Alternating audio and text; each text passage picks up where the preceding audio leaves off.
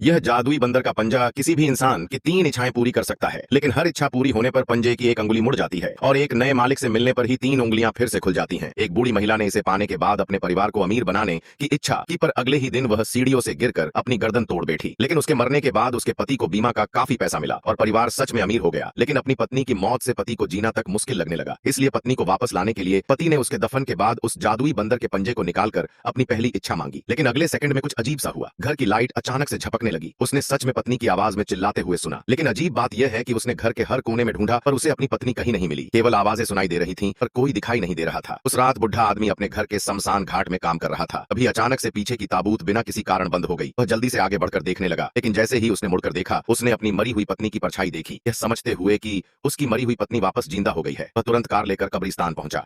अपनी पत्नी की कब्र खोदने के लिए फावड़ा उठा लिया, जैसा कि उम्मीद थी। खुदाई के बाद उसने सच में ताबूत में पत्नी की रोने की आवाज सुनी। उसने जल्दी से कोफिन खोला।